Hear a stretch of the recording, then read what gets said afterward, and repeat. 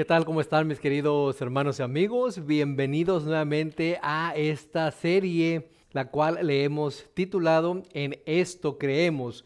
Estamos muy contentos de que estén aquí con nosotros y por eso pues les estamos dando la bienvenida a todos y cada uno de ustedes. Y por supuesto, pues también nos gustaría que ustedes pudieran compartir con sus familiares, con sus amigos en las diferentes redes sociales.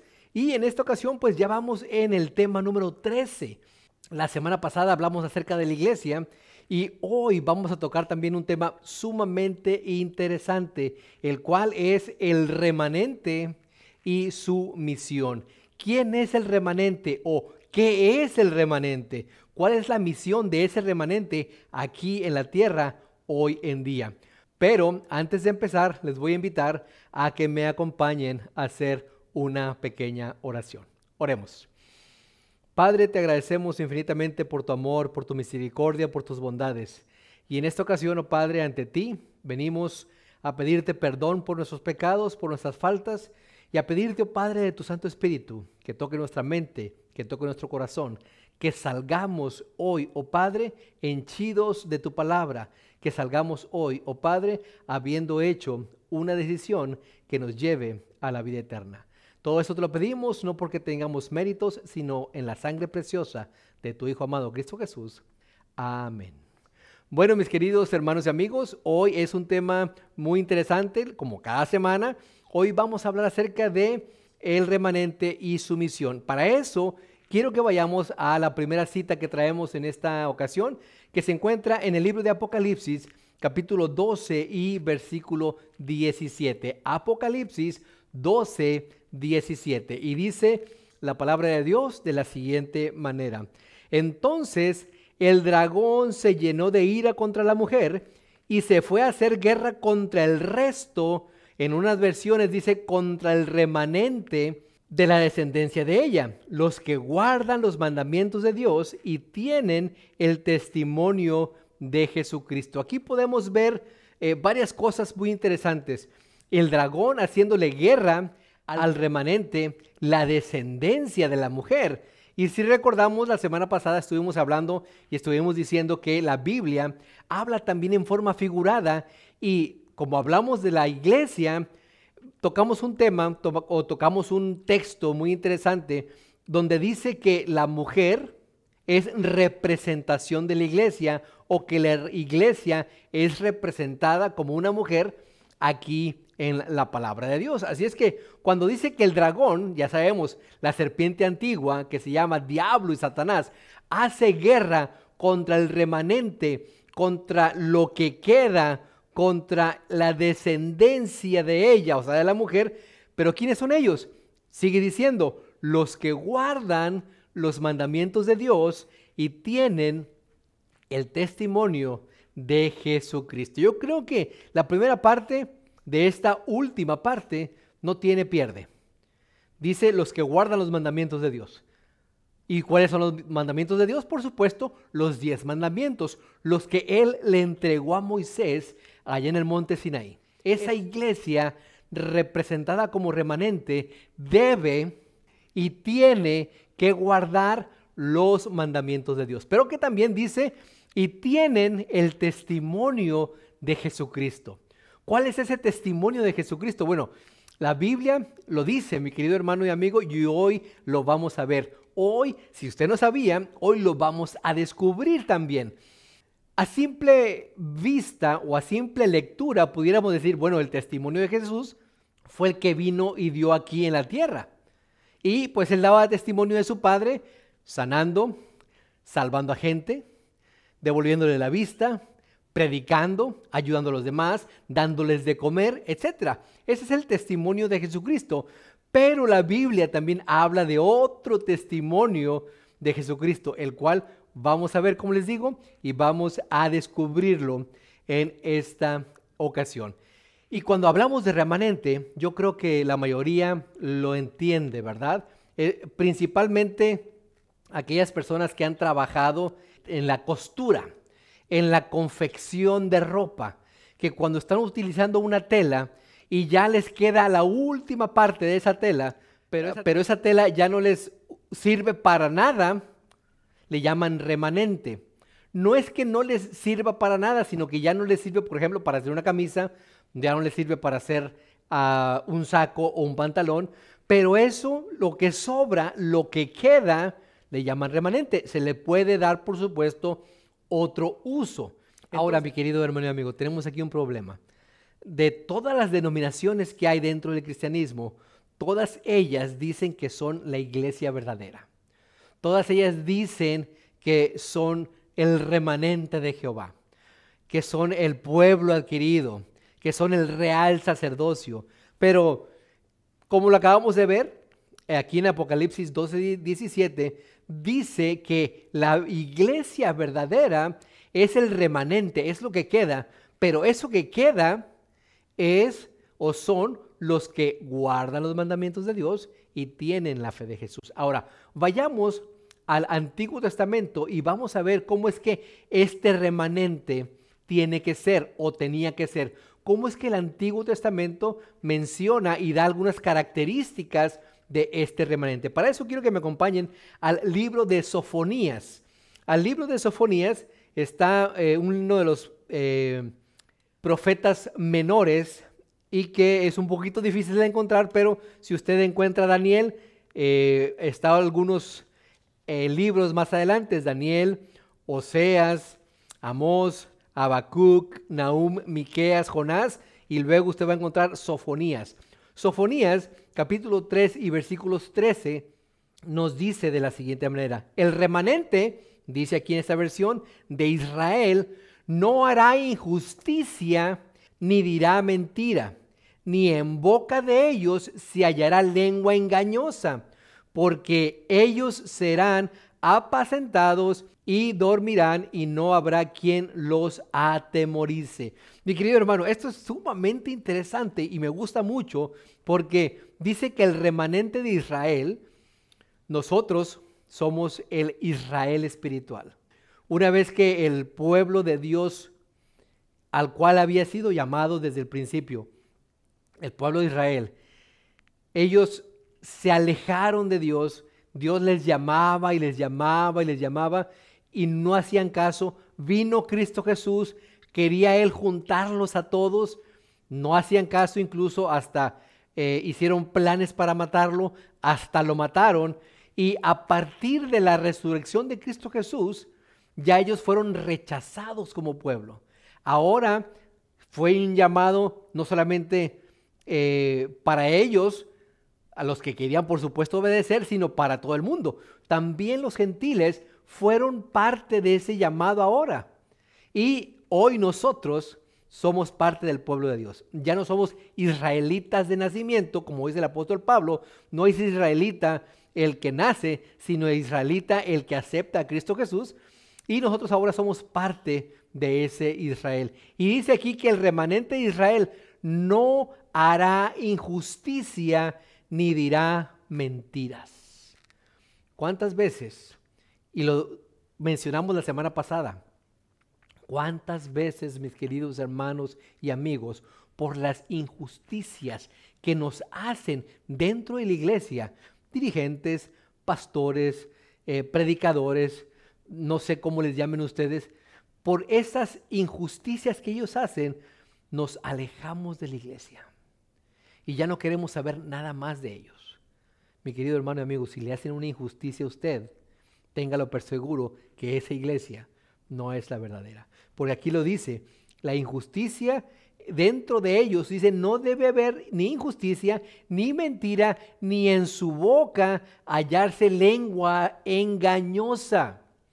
Les comentaba la semana pasada, el tema pasado, cómo es que pastores, cuando nosotros nos acercábamos a ciertas personas para estudiar la palabra de Dios, o que ellas se acercaban con nosotros y empezábamos a estudiar, ellos les mentían para que ya no siguieran estudiando con nosotros, para que ya no siguieran estudiando la palabra de Dios.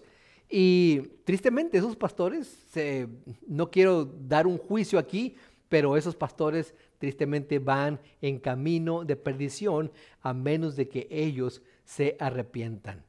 Y sigue diciendo, porque ellos serán apacentados. Fíjese cómo hace la comparación de un rebaño. El rebaño dice que tiene que ser apacentado y dormirán, dice, y no habrá quien los atemorice. Por más que Satanás, mi querido hermano y amigo, nos ataque, si nosotros estamos bajo las alas de Dios, bajo las alas y la sombra del Omnipotente, no deberíamos de temer.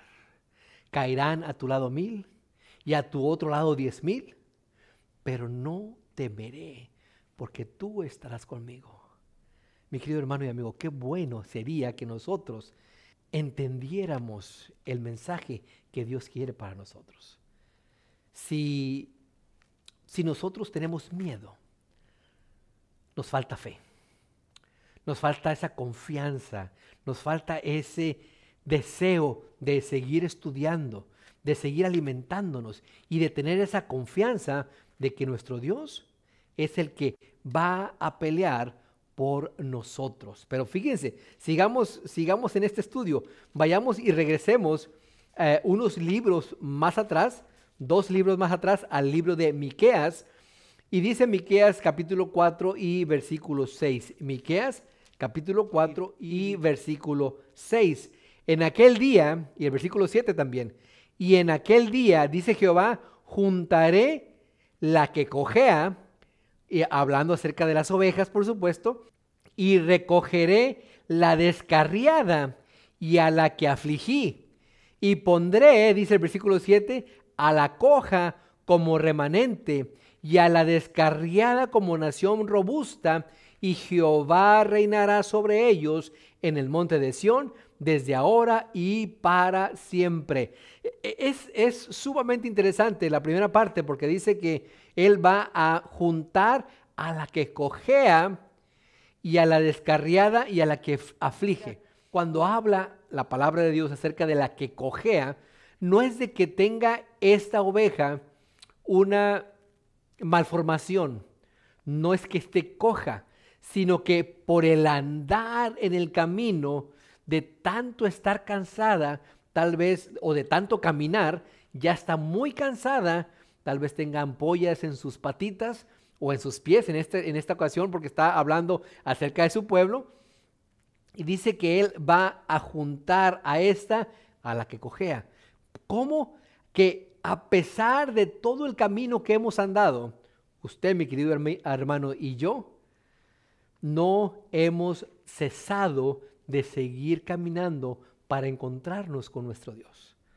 Y ya después de caminar mucho, ya nos empiezan a doler los pies, ya nos empiezan a salir ampollas y empezamos a cojear. A eso se refiere el profeta Miqueas aquí cuando habla acerca de la que cojea. Y por supuesto también la descarriada. Hay ovejas, recuerden la semana pasada, la que Cristo dijo, tengo ovejas que no son de este redil, pero les tengo que llamar y cuando ellas escuchen mi voz, vendrán y formarán parte de este redil. Qué interesante, ¿verdad? Y mire, mi querido hermano, aquí mismo, pero ahora en el capítulo 7 de aquí de Miqueas y en el versículo 18, fíjese cómo termina el profeta Miqueas su libro. ¿Qué Dios como tú, que perdona la maldad y olvida el pecado del remanente de su heredad? No retuvo para siempre su enojo, porque se deleita en misericordia. Alabado sea el nombre de nuestro Dios, mi querido hermano y amigo. ¿Qué Dios el que tenemos?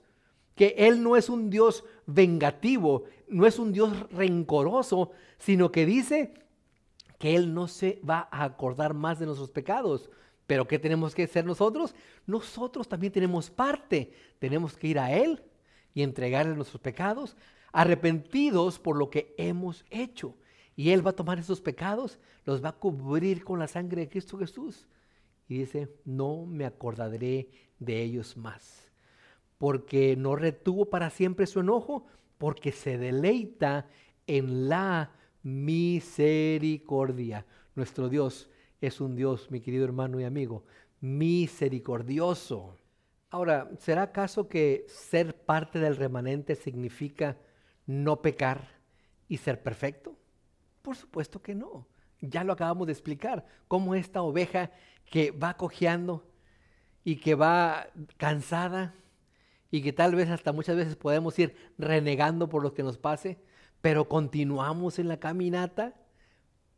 Bueno, Dios sabe que somos débiles. Dios sabe que tenemos debilidades. Dios sabe que podemos tropezar. Dios sabe que podemos caer. Pero Él sigue llamándonos, mi querido hermano y amigo. Y no es el que cae, sino el que se levanta y a pesar de que cayó, sigue el camino con su mira puesta en Cristo Jesús. Eso es parte del remanente.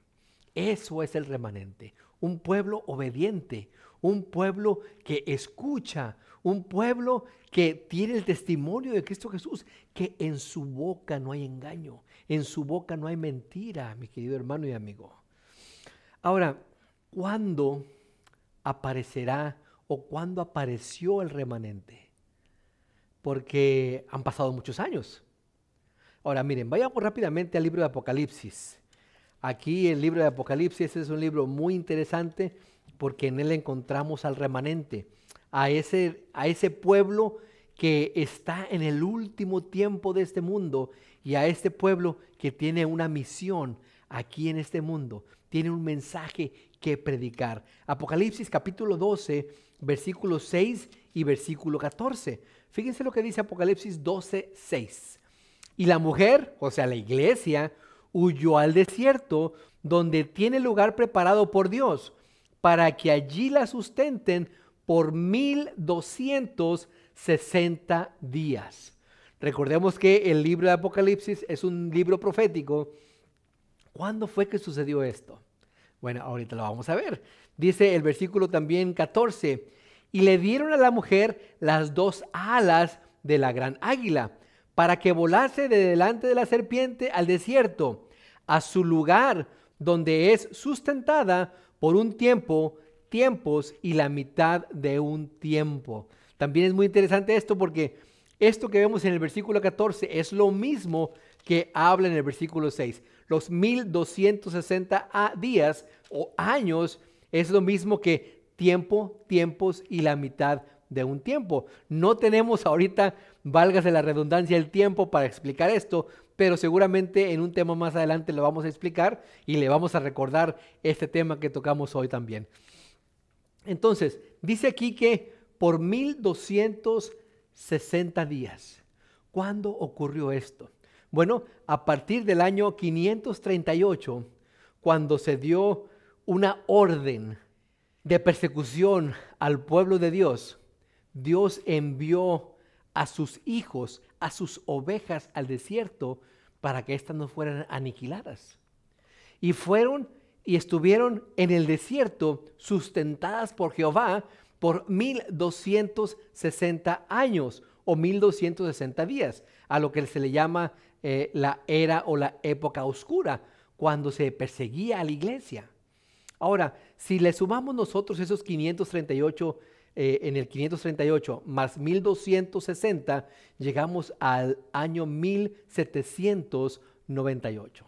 ¿Qué pasó en el año 1798? Bueno, surgió un movimiento, surgió el tiempo del fin, surgió el remanente, ese pueblo que ha sido llamado para compartir el último mensaje para el mundo de nuestros días, para este mundo que se está acabando, para el tiempo que ya no hay más, para que tú, mi querido hermano y amigo, para que yo, mi querido hermano y amigo, podamos salvarnos. A partir de 1798, este movimiento surgió. Y este movimiento, por supuesto, como les acabamos de ver hace un momento, tiene que ser obediente, guardando los mandamientos de Dios y, por supuesto, tener el testimonio de Cristo Jesús. Ahora, ¿cuáles son las características de este remanente final? De este remanente del fin de los tiempos. Bueno, aquí mismo en Apocalipsis, en el capítulo 12, pero ahora el versículo 17, lo leímos hace un momento, donde habla acerca, entonces el dragón se llenó de ira contra la mujer, o sea, contra la iglesia, y se fue a hacer guerra contra el resto de la descendencia de ella, Los que guardan los mandamientos de Dios es una de las características y tienen el testimonio de Cristo Jesús. Esa es otra de las características, pero no son todas. Fíjense lo que dice el capítulo 14, versículo 12. Aquí está la paciencia de los santos. Esa es otra característica, ser pacientes. Recuerden que leímos ahorita en Sofonías que la oveja ya venía cojeando de tanto caminar y venía ya cansada porque el camino era largo, pero al final, a pesar de ir cansada, seguía caminando porque quería llegar a ser apacentada por su rey, por su pastor. Bueno, aquí dice, aquí está la paciencia de los santos, la paciencia de esas ovejas que a pesar de ir cansadas, cojeando, con sus pies llenos de ampollas, siguieron caminando porque sabían que si se quedaban parados o que si se quedaban paradas, Satanás, el gran dragón, la serpiente antigua, los iba a atacar, se los iba a comer. Y dice, aquí está la paciencia de los santos, los que guardan los mandamientos de Dios y tienen la fe de Jesús. Fíjese, ahora aquí ya no dice el testimonio de Jesucristo, sino dice la fe de Jesús, que vendría siendo lo mismo. Pero ahorita vamos a descubrir qué es el testimonio de Jesucristo o qué es la fe de Jesús. Vamos a ir rápidamente para poder entender mejor esto al capítulo 19. Y es lo maravilloso de este libro, mi querido hermano y amigo, porque él nos lo explica todo. Dice el capítulo 19 y el versículo 10. Yo me postré a sus pies para adorarle. Y él me dijo, mira, no lo hagas. Yo soy consiervo tuyo, yo soy igual que tú, y de tus hermanos que retienen el testimonio de Jesús. Miren, ahora dice aquí que nuestros hermanos son los que retienen el testimonio de Jesús. Dice, adora a Dios porque el testimonio de Jesús, y aquí es lo clave, mi querido hermano y amigo, porque el testimonio de Jesús es el espíritu de profecía. Interesante. El remanente dice que Satanás fue a hacerle guerra contra ellos, los que guardan los mandamientos de Dios y tienen el testimonio de Jesús. Y aquí nos dice en el capítulo 19 y el versículo 10 que el testimonio de Jesús es el espíritu de profecía, el profetizar, el dar un mensaje para el pueblo de Dios. Hoy, tristemente, mi querido hermano y amigo, hay tantas personas que se autonombran profetas, pero cuando tú filtras sus vidas con la palabra de Dios, distan mucho de ser verdaderos profetas. Son falsos profetas. Cuando ellos empiezan a engañar a la gente, cuando dicen, si tú me das esta ofrenda de $1,000 o si tú me das una ofrenda de $2,000, yo voy a profetizar para que tengas más vida, para que tengas más casas, para que tengas más carros. ¿Cuántos de nosotros, y no es que me lo hayan contado o no es que se lo hayan contado a usted, mi querido hermano y amigo, porque yo sé que usted ha visto en la televisión o en algún video ese tipo de personas que se hacen llamar profetas, pero viven como el mundo? Quieren dinero para ellos, venden sus profecías, engañan a la gente. Ya lo leímos en Sofonías. El verdadero pueblo de Dios, el remanente, no debe tener engaño en su boca. Adora a Dios porque el testimonio de Jesús es el espíritu de profecía. ¿Quieres conocer un poquito más acerca de esto? Bueno, vayamos rápidamente al capítulo 22 y el versículo 9. Y aquí yo creo que te va a volar la mente. Dice, pero él me dijo, fíjense que el 19:10 dijo, yo me postré a sus pies para adorarle, y él me dijo, o sea que está hablando de lo mismo, pero él me dijo, mira, no lo hagas. En el 10 dice, mira, no lo hagas. Mire, está leyendo, está hablando lo mismo. Yo soy consiervo tuyo. No lo hagas, yo soy consiervo tuyo. y de tus hermanos.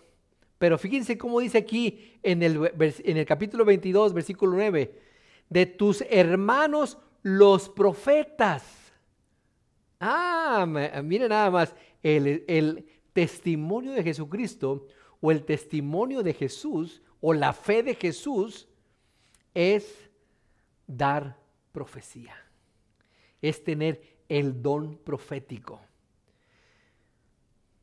Pero él me dijo, mira, no lo hagas, porque yo soy consiervo tuyo, de tus hermanos los profetas y de los que guardan la palabra de este libro. Adora a Dios. Qué interesante, mi querido hermano y amigo, cómo la palabra de Dios nos esclarece cada una de las frases, nos esclarece cada uno de los símbolos, nos esclarece nuestra misión aquí en la tierra. Pudiéramos dejarle aquí, pero tenemos más. Tenemos más porque yo quiero que usted aprenda, mi querido hermano, y que usted quiera ser parte, si es que no lo es, de ese remanente.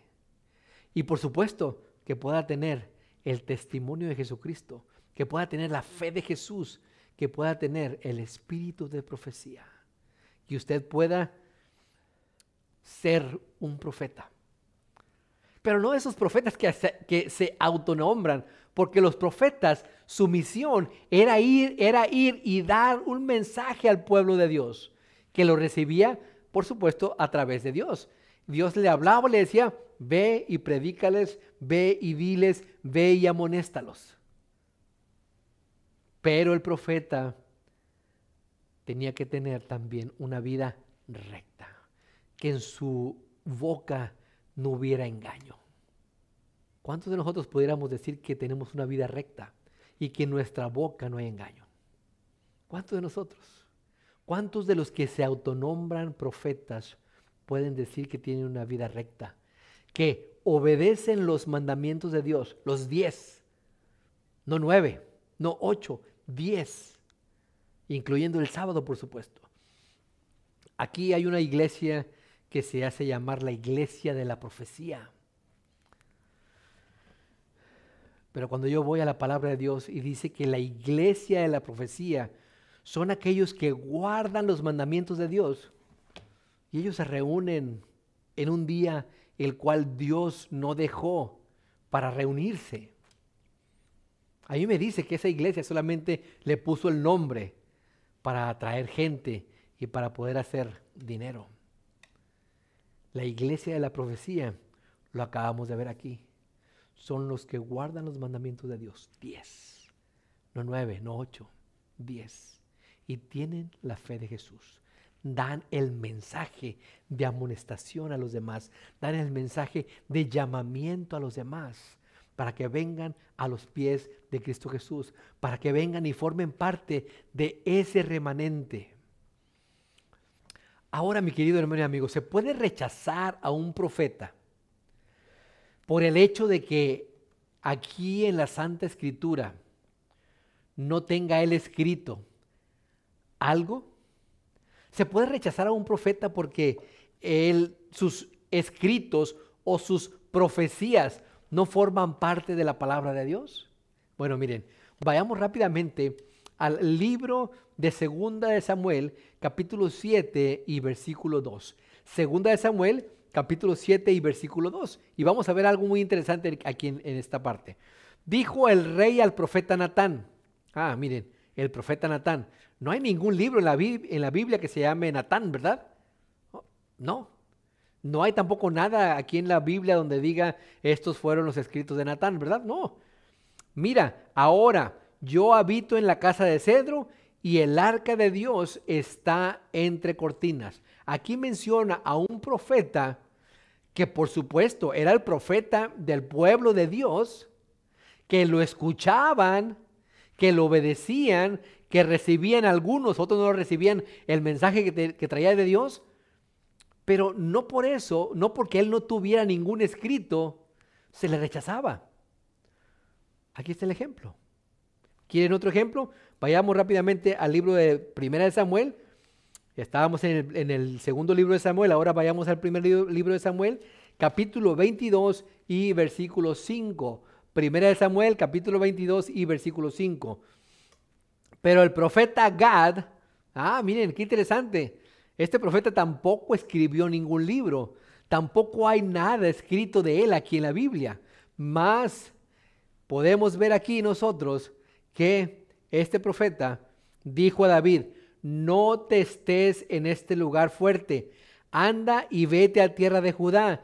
Y David se fue y vino al bosque de Jared. David hizo caso de este profeta. Sin embargo, este profeta no escribió nada. No hay ningún libro que se llame el libro del profeta Gad. Tenemos muchos otros profetas que sí escribieron, pero tanto Gad como Natán, profetas que tenían un mensaje para el pueblo, un mensaje de Dios, por supuesto, les hicieron caso. Pero no hay nada escrito acerca de ellos. Vayamos rápidamente al libro de Hechos. Al libro de Lucas, perdón. Lucas capítulo 7 y versículo 28. Lucas capítulo 7 y versículo 28. Fíjense lo interesante de esto. Os digo que entre los nacidos de mujeres no hay mayor profeta. Estas son palabras de Cristo Jesús. Os digo que entre los nacidos de mujeres no hay mayor profeta que Juan el Bautista. Pero el más pequeño en el reino de Dios es mayor que él. Interesante. ¿Qué escribió? ¿Qué libro escribió Juan el Bautista? Ninguno. La misión de él fue preparar el camino para Cristo Jesús. ¿Recuerdan? Cuando Cristo Jesús, antes de ser bautizado, iba caminando hacia Juan el Bautista, y Juan el Bautista estaba bautizando, porque era lo que hacía, era predicar, llamarles al arrepentimiento y bautizarlos. Y cuando vio a Cristo Jesús dijo: he ahí el Cordero de Dios que quita el pecado del mundo. Pero él no escribió absolutamente nada. Hay registros de lo que él dijo, pero no hay registro que él haya escrito algo. Y no porque él no haya escrito algo, aquí dentro de la Biblia, no vamos a decir que no es un verdadero profeta. Ahora, vayamos un poquito más lejos. ¿Se podría rechazar a un profeta por el simple hecho de ser mujer? Por supuesto que no. Vamos a ver qué es lo que nos dice la palabra de Dios. Vayamos rápidamente al libro de Jueces. Jueces capítulo 4 y versículo 4. Jueces 4:4. Muy interesante lo que vamos a ver en este momento. Jueces capítulo 4 y versículo 4. Gobernaba en aquel tiempo a Israel una mujer, Débora, profetisa, mujer de Lapidot. Miren qué interesante, una mujer que gobernaba al pueblo de Israel. Y no solamente lo gobernaba, sino que también era una profetisa. Y el pueblo de Dios no la rechazó por ser mujer. Al contrario, si traía un mensaje para el pueblo de Dios, deberían de haberla aceptado. Y por supuesto la aceptaron, que hasta gobernadora era. Entonces aquí tenemos a esta Débora, que era profetisa. Pero no queda ahí esto, mi querido hermano y amigo. Mire, vayamos y regresemos al segundo libro de Reyes. Segunda de Reyes, capítulo 22 y versículo 14. Segundo libro de Reyes, capítulo 22 y versículo 14. Para ver qué es lo que nos dice la palabra de Dios acerca de alguna otra profetisa. Entonces fueron al sacerdote Hilcías y Ahicam, Acbor, Safán y Asaías a la profetisa Hulda. Mire qué interesante. Estos sacerdotes van a la profetisa Hulda, mujer de Salum, hija de Ticba, hija de Arás, guarda de las vestiduras, la cual moraba en Jerusalén, en la segunda parte de la ciudad, y hablaron con ella. Los dirigentes de la iglesia, los dirigentes del pueblo de Dios, de Israel en aquel entonces, fueron con una mujer profetisa, porque necesitaban saber si Dios aceptaba o no aceptaba, si Dios estaba de acuerdo o no estaba de acuerdo, si Dios les decía vayan o no vayan. Y era una mujer profetisa.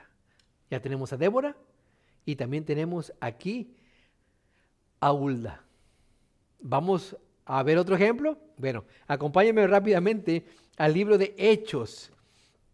Hechos capítulo 21 y versículo 9. Hechos capítulo 21, versículo 9. Este tenía, hablando acerca de Felipe, uno de los diáconos que se habían escogido. ¿Recuerdan cuando tenían problemas los discípulos con las viudas que no eran atendidas, las viudas griegas? Y que dijeron, bueno, nosotros no podemos porque estamos en la tarea de compartir la palabra de Dios, pero ustedes escojan a 7 diáconos, los cuales pues fueran honestos y fueran comprensibles con todos los demás. Felipe era uno de ellos. Y este Felipe dice que tenía 4 hijas doncellas que profetizaban. Y por supuesto la Biblia no habla de que eran falsas profetas, ni de Débora, ni de Hulda, ni de las hijas de Felipe. Pero Dios tuvo a bien registrar que eran mujeres y que profetizaban y que llevaban el mensaje al pueblo de Dios. Qué interesante, mi querido hermano y amigo. Quisiéramos ir cerrando ya en esta ocasión y preguntarte, ¿qué movimiento después de 1798, movimiento por supuesto cristiano, surgió y entre sus creencias, entre sus prácticas, está el de guardar los mandamientos de Dios, obedecer lo que la palabra de Dios dice y tener el testimonio de Jesús, tener la fe de Jesús, tener el espíritu de profecía? Yo te invito, mi querido hermano y amigo, a que busques a este movimiento. Yo te invito, mi querido hermano y amigo, a que cuando tú encuentres este movimiento, o tal vez tú encuentres algún movimiento y pienses, esta es la iglesia verdadera, vayas a la palabra de Dios y compares lo que hacen. Miren, solamente si compararas los 10 mandamientos con ese movimiento, con esa iglesia, pudieras estar seguro tú si ese movimiento es el verdadero. Si falla, si falta en alguno de esos mandamientos, no es el verdadero. Tiene que guardar los 10 mandamientos. Ahora, ¿será que somos, porque yo me cuento dentro de este movimiento, ¿será que somos mejores que los demás solamente por ser llamados? Si no mal recuerdo, cuando Dios le dijo al pueblo de Israel, yo te llamé, no por ser especial, eras el más insignificante de la tierra. Había naciones poderosas, pero yo te llamé porque a mí me nació el llamarte a ti, el más insignificante, para que tú fueras mi representante aquí en la tierra. Tristemente sabemos y conocemos que el pueblo de Dios, los judíos, Israel, se desviaron tanto que en lugar de atraer al mundo a las filas de Dios, ellos dijeron, no, nosotros somos los escogidos, que ni se me acerquen. Ustedes son paganos, ustedes son gentiles, ustedes no fueron escogidos por Dios, nosotros sí. Miren, mi querido hermano, vamos rápidamente al libro de Romanos capítulo 11 y versículo 5, para ver si nosotros deberíamos de creernos más por formar parte del remanente de Dios. Romanos capítulo 11 y versículo 5, así también, aún en este tiempo, ha quedado un remanente escogido por gracia. Dios nos escogió por gracia, por su gracia, para que nadie se gloríe. Dios nos escogió porque Él quiso, no porque vio algo bueno en ti, no porque haya visto bueno en mí, que nuestras mejores acciones son como trapos de inmundicia, mi querido hermano. Debemos de ser muy cuidadosos, de no creernos más que los demás si estamos dentro de ese movimiento, de este remanente que Dios ha levantado, no para creerse más y decir tú no, yo sí, no, sino para atraer a los demás, para dar el testimonio de Cristo Jesús y atraerlos a los pies de Él, atraerlos a la salvación, que formen parte de este grupo que queda al final de la historia de este mundo. ¿Cuál es la misión de este grupo? Miren, regresemos ya para terminar al libro de Apocalipsis, capítulo 14 y versículo 6. Apocalipsis, capítulo 14 y versículo 6. Vi volar por el medio del cielo a otro ángel que tenía el evangelio eterno para predicarlo a los moradores de la tierra, a toda nación, tribu, lengua y pueblo. Vi volar por el medio del cielo a otro ángel. Y cuando habla de otro ángel, no es un ángel que anda por ahí volando y dando el grito o dando el mensaje. Ángel significa mensajero. Y cuando habla de ese mensajero, recordemos, la iglesia, aunque se habla de una, está constituida por muchos. Nosotros somos la iglesia, somos miembros de la iglesia. Cuando la palabra de Dios dice aquí, vi volar por el medio del cielo a otro ángel, aunque se habla de uno, ese uno está formado por muchos. Para dar el mensaje, dice, el evangelio eterno, para predicarlo a todo mundo. Y hoy, mi querido hermano y mi querido amigo, se está cumpliendo esta profecía. ¿Cuántos de nosotros nos imaginaríamos que a través del internet pudiéramos llegar a tanta gente? Hoy en día, a través del internet, a través del satélite, a través de la televisión, de la radio, el mensaje está siendo impartido, compartido a toda nación, tribu y lengua. Vi volar por el medio del cielo a otro ángel que tenía el evangelio eterno para predicarlo a los moradores de la tierra, a toda nación, tribu, lengua y pueblo. ¿Quieres tú ser parte? Únete a la iglesia, mi querido hermano. No te separes de ella, como algunos tienen por costumbre. Únete. Pídele perdón a Dios por tus pecados y ora por aquellos que te hayan ofendido, para que Dios les haga ver los errores que han estado cometiendo, los errores que cometen y que hacen alejar a aquellas personas que vienen a los pies de Cristo Jesús, vienen buscando consolación, vienen buscando esperanza. El remanente es ese grupo que se debería de encargar de predicar, de dar el testimonio de Jesús, sanando también, alimentando, no solamente materialmente, sino también espiritualmente, a todas aquellas personas hambrientas y sedientas de la palabra de Dios. Que el Señor te bendiga. Nos vemos la próxima semana. Hasta luego.